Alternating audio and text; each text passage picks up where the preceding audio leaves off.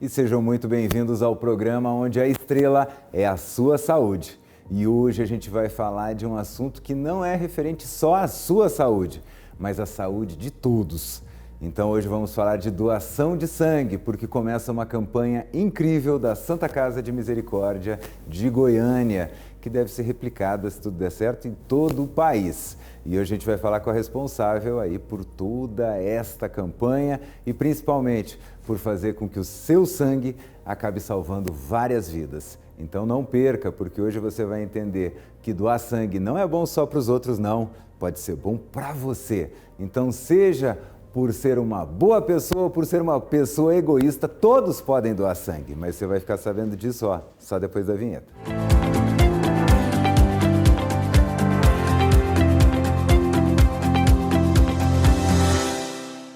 E eu já estou aqui com ela, a Rivanha Soares Saraiva, ela que é coordenadora do Banco de Sangue da Santa Casa de Misericórdia e é mestra, não é brincadeira não, é mestra em cuidados de saúde, né? Mestra em gestão também.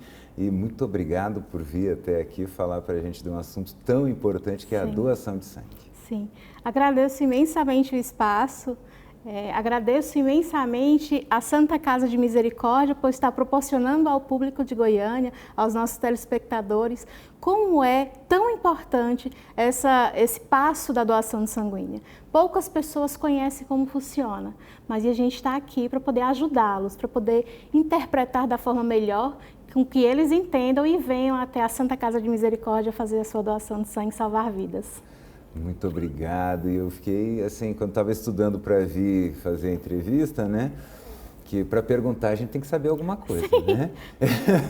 Sempre precisamos conhecer. E eu fiquei muito impressionado porque quando a gente fala de Brasil, eu vi que ano passado, tá, a gente foram utilizadas 35 milhões de bolsas de sangue.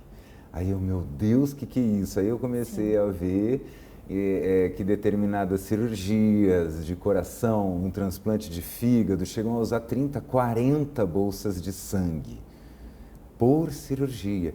Acidentes graves de trânsito também chegam a usar 30 bolsas de sangue. Quer dizer, para a gente ter doadores para 35 milhões de bolsas, a gente tem que conversar muito ali no pé do ouvido do brasileiro para ele entender isso, né? Antes que seja o nosso que está precisando. E não tenha. Né? Exato, exatamente isso. A gente não sabe quando iremos estar no posicionamento de paciente. Nós estamos aqui nesse momento, daqui a pouco somos nós que estamos lá precisando de uma transfusão sanguínea. As intercorrências ambulatoriais de emergências de hospital, principalmente, elas são interpretadas em determinados momentos como intercorrências simples em alguns casos. Porém, quando o médico atende esse paciente no primeiro momento, dependendo da sua intercorrência, esse paciente pode agravar. E o que irá salvar a vida desse paciente, além de submeter-se a uma cirurgia, um procedimento de grande porte, é a transfusão sanguínea. Então, a transfusão sanguínea é primordial, principalmente em casos de acidentes. Porque os pacientes eles perdem um volume muito grande, ele perde muito sangue. É um concentrado de extrema importância. Quando eu tenho uma falha sanguínea em um determinado órgão, o outro irá responder para poder compensar a falta. Então, o sistema circulatório ele funciona com muita harmonia, assim como os órgãos. Também não é diferente nas cirurgias. As cirurgias também são da mesma forma, principalmente para pacientes cardíacos, que são os pacientes mais graves. Pacientes que fazem algumas cirurgias de grande porte, como laparotomia exploratória, são pacientes extremamente graves. Pacientes com amputações são pacientes extremamente graves. Então, nós precisamos seguir um critério transfusional muito grande. Por isso, o tamanho da importância da doação. Como nesse caso que você acabou de nos relatar, olha a quantidade de bolsas de sangue. E uma bolsa de sangue eu consigo salvar 4 pacientes. Então, quanto mais você doar, melhor para o paciente. Talvez amanhã seja alguém que a gente ama muito. Nós nunca sabemos. Mas com certeza tem alguém nesse momento que alguém ama muito que está precisando. Que está precisando muito. Eu fiquei também muito impressionado que, por exemplo, aqui, ó, enquanto eu comecei essa frase, que vai durar mais ou menos uns 10 segundos, 5 pessoas já receberam alguma bolsa de sangue no mundo. existem 2 transfusões de sangue começando no mundo a cada 2 segundos. Eu fiquei chocado com isso. E é aquilo que a senhora falou, a pessoa sofreu um acidente, até ela ser levada para o hospital, até chegar o socorro, aquela coisa toda, a pessoa está sangrando. Exato. Então chegou no hospital, o corpo sozinho não vai conseguir, aí já bota aquele sangue. Sim, ele precisa suprir a necessidade. Onde é que ele vai suprir essa necessidade? Captando alguma coisa, algum nutriente, alguma proteína em determinado órgão. A medula vai ter que produzir muito rápido. E a medula ela não vai conseguir produzir com tanta rapidez, com tanta eficiência. E aí vem a questão dos os casos de sangramento ocorrem justamente por isso. Eu não tenho coagulação suficiente para tanta demanda sanguínea. Então, eu preciso suprir essa necessidade. Como é que eu vou suprir? Eu preciso de células para me avisar.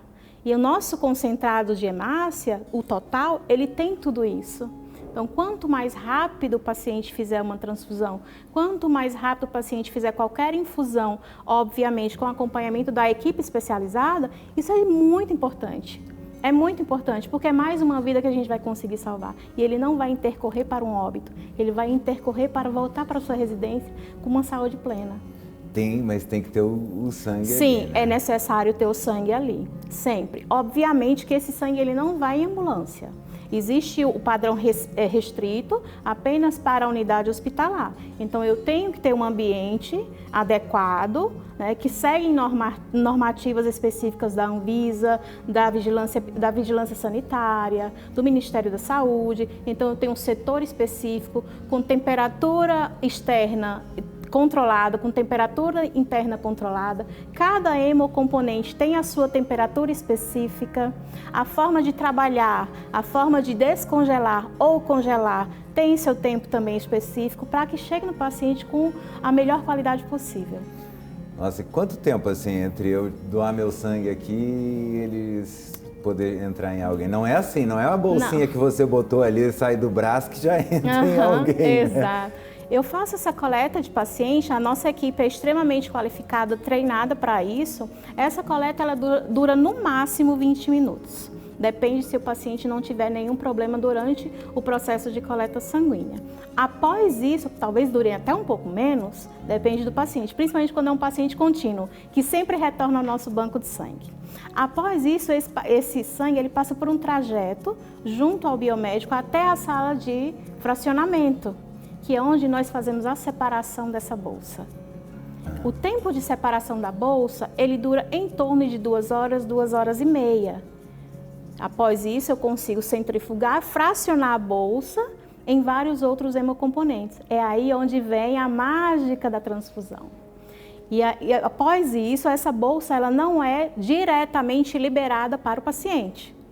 Ela fica em uma sala de sangue não liberado, onde nessa sala é feita toda a avaliação do doador.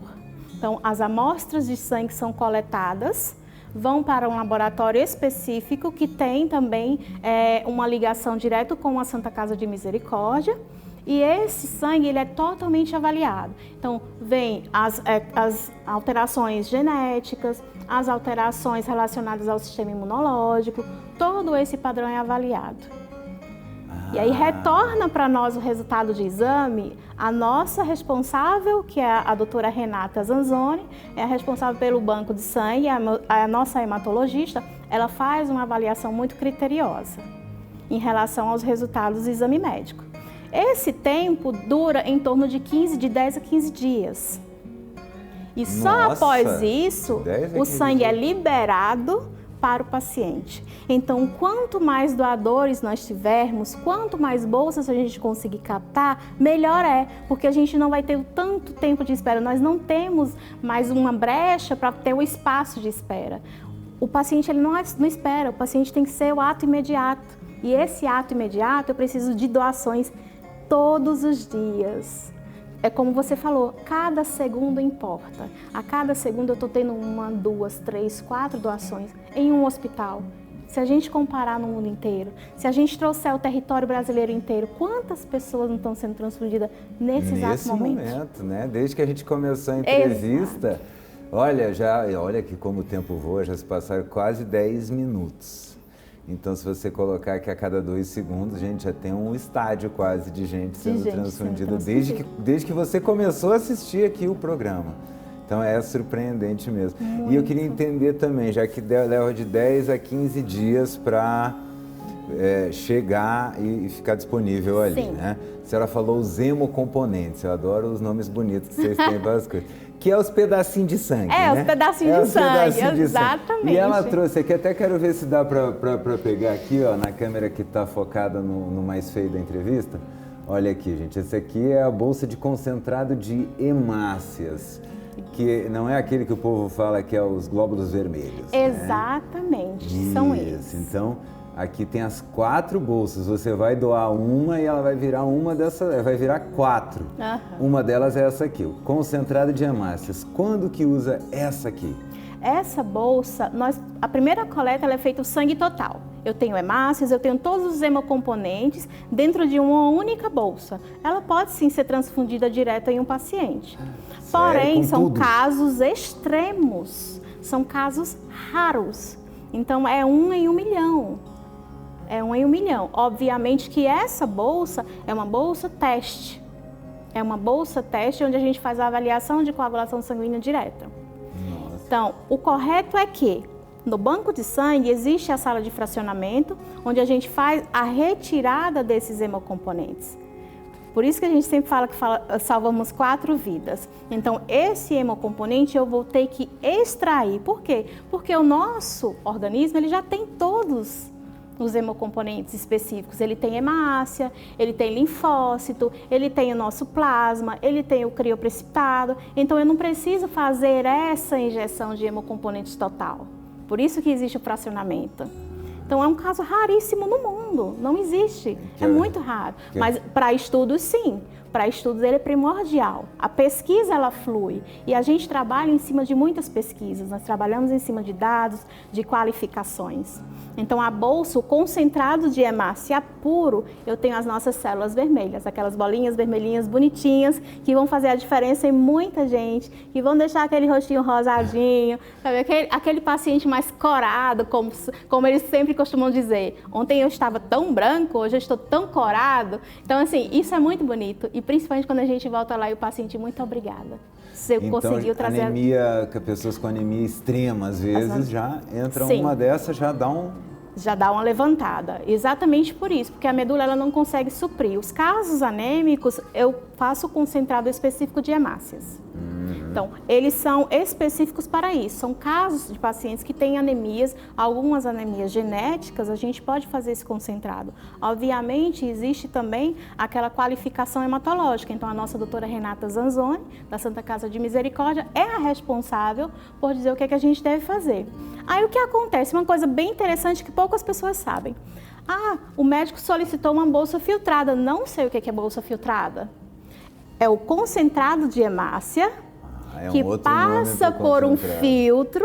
Isso, essas células vermelhinhas vão passar por um filtro e a gente vai conseguir reduzir mais ainda alguma quantidade de leucócitos, que são as células brancas, que estão aí dentro. Então, para o paciente vai a hemácia pura. Porque esse paciente, ele tem leucócito, mas ele precisa de hemácia. Só de hemácia. Só de hemácia. Então, cada caso é um caso. A gente pontua com muito cuidado, com muito detalhe. Mas vamos dizer assim, aquela pessoa que sofreu um acidente de moto, que é muito comum, né? A gente sabe disso, e ela teve um sangramento, geralmente é perna, né? Então você tem algumas artérias femorais ali e tal. Perdeu muito sangue, chegou no hospital, qual que é o saquinho desse que ele vai usar? Excelente pergunta. Ele vai usar tanto concentrado de hemácia, como ele vai utilizar o plasma fresco concentrado. Então aí ganha um combo. Ganha um combo. Então, esse plasma fresco concentrado vai fazer com que o sistema imunológico desse paciente responda dizendo a coagulação sanguínea desse paciente está com algum defeito. Então, a gente precisa suprir essa hemorragia aí, a gente tem que estancar. E aí, esse rapazinho, o plasma fresco, vai fazer essa função, junto com a hemácia. Ele vai tentar estancar esse sangue aí e a hemácia vai tentar agregar a perca que ele teve. Ah, então esse do concentrado aqui do plasma fresco, ele dá aquele volume no sangue. Exato, exatamente. Ele é um carreador, a gente fala, né, para que as pessoas possam entender, ele é um carreador nutricional para a gente. Então ele leva várias proteínas específicas para o organismo. Ele está ali para agregar, para ajudar. E ele está ali para dizer assim, ó, está acontecendo alguma coisa aqui, vocês podem me ajudar? E a medula vai entender a função que ele está fazendo. E aí ela começa a mandar a célula nova para poder suprir naquele momento a corrente sanguínea, a circulação daquele paciente. E quantos litros de sangue a gente tem no corpo? Mais ou menos, né? Não dá, claro, cada um vai ter mas mais ou menos quantos litros? Homem em média de 5, 5,3, 5,5, mulher 4,5, 4,8.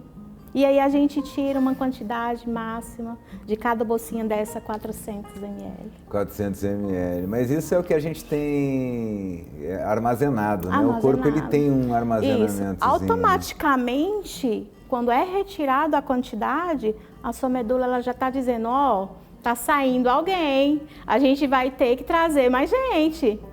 Vamos mudar essa equipe, a equipe está saindo do horário de trabalho dela, então tem que ter mais equipe para poder suprir a necessidade da nossa empresa. É assim que o nosso organismo trabalha, é um ajudando na função do outro. Então eles trabalham, como eu falei antes, numa harmonia muito grande. Saiu isso, a gente precisa suprir, vamos tirar esse daqui, vamos colocar esse daqui, até que o organismo, que acontece muito com os nossos pacientes de UTI, são os nossos pacientes muito, muito, muito críticos. Então a gente precisa seguir um pré-requisito que a UTI nos exige para que seja feita essa transfusão. Então é um acompanhamento que ele não dura só no momento em que a gente instala a bolsa, ele dura de forma contínua. O que eu sempre tenho o hábito de fazer, vejo o mapa diário da relação de pacientes transfundidos e no dia seguinte vou lá verificar se o paciente teve alguma reação, se o paciente teve algum mal-estar pós-cirurgia, porque às vezes acontece do paciente ter um mal-estar 1 hora depois da cirurgia e não avisar a enfermagem.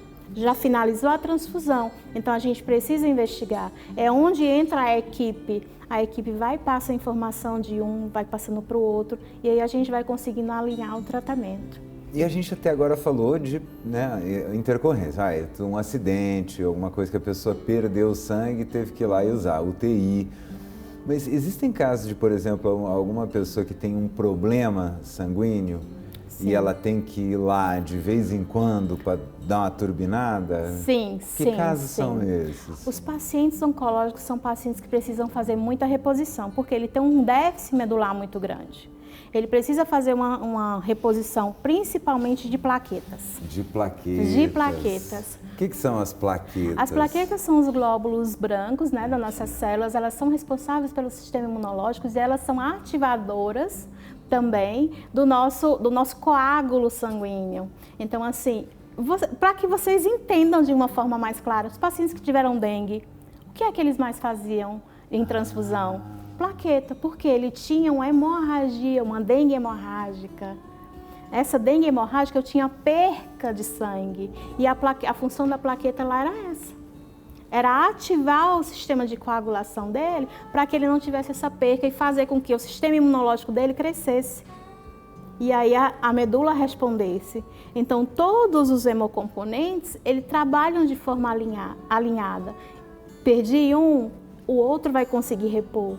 Perdi o outro vai conseguir repor. É uma cascata que a gente utiliza dependendo do diagnóstico do paciente.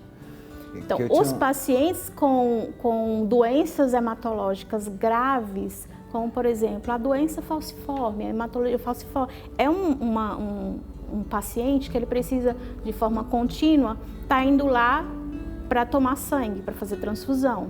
Ele é avaliado, exatamente, porque a anemia falciforme ela é uma célula, uma hemácia em forma de foice. Ela é de forma de lua, de meia lua.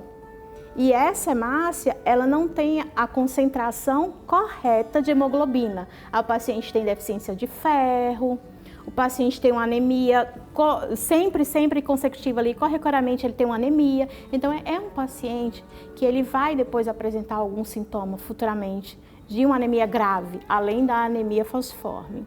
Ele pode evoluir? Pode. São pacientes que sentem dores crônicas muito intensas, então a gente tem que ter o maior cuidado até em puncionar o paciente.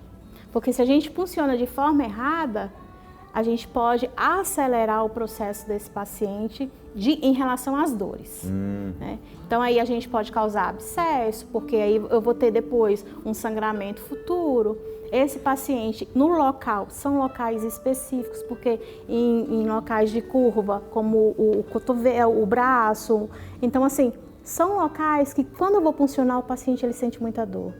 Então eu tenho que ter um local mais acessível, que se torne confortável para o paciente que vai ser transfundido. É um cuidado que a gente tem, que a gente cuida como se fosse nosso. A anemia falciforme, ela é complicada, hein? Muito. Inclusive, vamos chamar também a A doutora Renata Zanzoni. Agora, então, já que ficou uma bolsinha para trás, vamos falar dela, que eu quero, inclusive, que você aí de casa fale crioprecipitado 3 vezes bem rápido. Quero ver que essa aqui... O que é o tal do crioprecipitado? O crioprecipitado é a nossa estrela da transfusão sanguínea. É proteína pura. Então, ele tem uma função muito grande nas cirurgias de grande porte, porque tem uma perca proteica e ele está diretamente ligado aos fatores de coagulação. Então, a cascata de coagulação é uma cascata proteica e é uma cascata que precisa muito do crioprecipitado. As grandes cirurgias sempre solicitam um crioprecipitado. E o crioprecipitado, assim, eu tenho um amor muito grande por ele, porque ele é a nossa estrelinha. Cada hemocomponente é muito importante, mas quando o paciente tem uma deficiência de proteína, o crioprecipitado é quem vai agir. Então é ele que vai consertar toda essa função proteica do paciente. E é o crioprecipitado que, junto com o plasma, né, ele é extraído de um plasma, para você ter noção, o plasma é proteína. Ele está ali carregando nutrientes. O crioprecipitado é um componente da proteína que está lá dentro do plasma. Então, a gente consegue fazer essa extração e fazer durante a cirurgia nesse paciente. Pacientes que chegam com fatores de coagulação, com deficiência de fatores de coagulação específicos, o médico vai recomendar crioprecipitado. Ele vai fazer a avaliação de acordo com o diagnóstico do paciente. Essa anamnese é feita imediata. A nossa função não é diagnosticar, a nossa função é apenas transfundir. Então, a gente orienta o paciente em relação a essa transfusão, caso seja necessário. Mas o médico quem faz todo esse processamento de anamnese. Então, a gente apenas leva o hemocomponente com muito carinho. O corpo está precisando disso. O corpo está dele precisando disso, exatamente. Eu achei interessante. Então, quer dizer, eu lembro que eu tinha um amigo de infância que a gente brincava muito, a gente tocava o terror mesmo. Eu era moleque mesmo. Então a gente vivia se cortando, se batendo, se quebrando, passando pelos arame farpado. E eu tinha um colega que ele sempre falava, e na época a gente não entendia o que era. Ele falava, ele não podia se cortar de jeito nenhum. Quando a gente cresceu, a gente não entendia aquilo, a gente achava até que era meio brincadeira dele.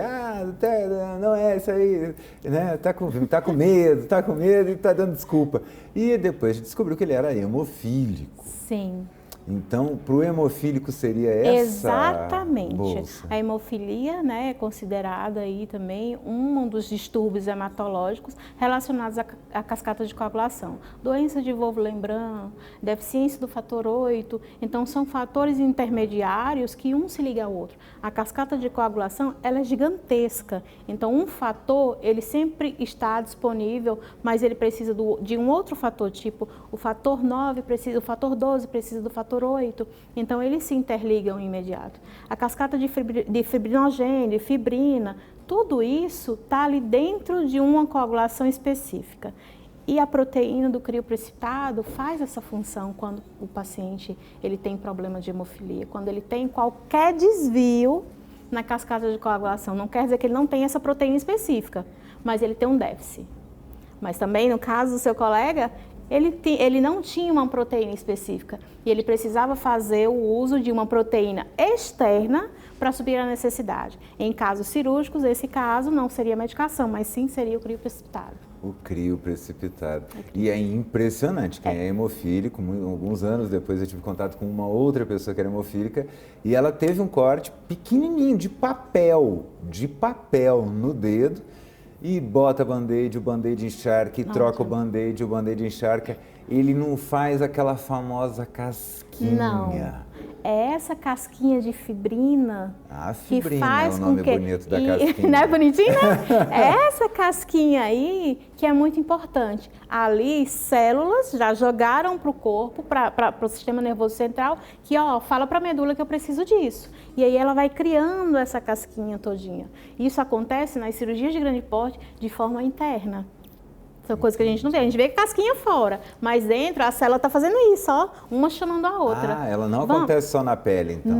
Não. Internamente acontece também. E quando não acontece, o paciente tem uma rejeição cirúrgica. E aí é onde abre a cirurgia.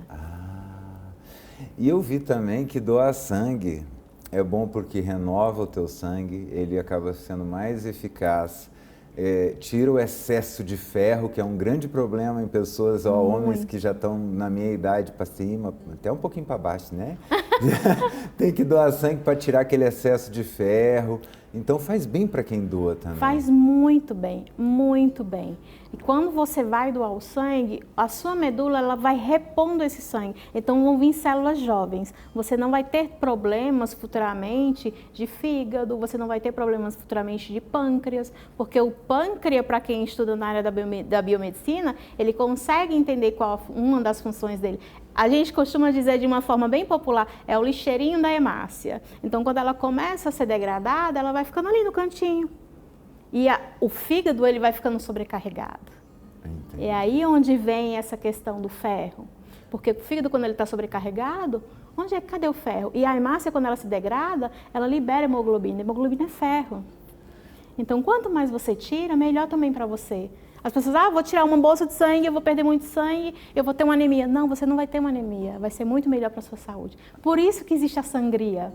A sangria é uma retirada de uma bolsa de sangue, porque você tem uma quantidade sanguínea em excesso. E aquilo vai te fazer mal. Você vai gerar ácidos graxos ali no seu organismo que vão danificar algum órgão futuramente. Não agora, nos seus 15, 16, 18, 20, 25 anos. Mas quando você chegar nos 80, aí pesa. E hoje, né? Hoje, na verdade, começa uma campanha linda da Santa Casa. Eu queria que a senhora, infelizmente, o tempo da nossa entrevista acabou e eu queria que a senhora se despedisse chamando as pessoas para essa campanha linda. Pode olhar para aquela câmera. Eu quero agradecer imensamente o espaço, né? Por a gente estar aqui. A Santa Casa de Misericórdia, a partir de hoje, está de portas abertas para receber você. A nossa equipe está extremamente capacitada, de forma humanizada, para poder passar todas as informações coerentes, receber você lá, conversar com você e te explicar como é que vai funcionar. Lá você também vai ter o demonstrativo. Então venha junto comigo, junto com a nossa equipe, junto com a Santa Casa de Misericórdia, com o banco de sangue, doar a sua bolsa de sangue, salvar 4 vidas. Eu tenho 4 pacientes esperando por você. Você é muito importante para eles. E amanhã, depois, quem sabe, não seja alguém que você tanto ama que vai estar lá. E a gente não quer. Então, para que isso não aconteça, vai lá doar sangue, vem junto com a gente participar aí dessa campanha linda e muito amorosa. Os nossos pacientes estão esperando por ti. Muito obrigado. E vai lá conhecer a Rivanha Soares Saraiva, essa simpatia de pessoa. Vá lá, salve 4 vidas e ainda faça bem para a sua. Então não perca essa oportunidade, começa hoje. Vai até que dia? Vai até o dia 13, onde a gente vai comemorar o Dia do Doador e a gente vai te esperar lá também. Então temos 10 dias aí para a gente poder fazer o bem sempre. Vamos encher muita bolsa de sangue. Vamos encher muita geladeira com bolsa de sangue. E olha, com essa mensagem aí, eu te espero lá, hein? Começa hoje, até dia 13. Um grande beijo, até o próximo programa.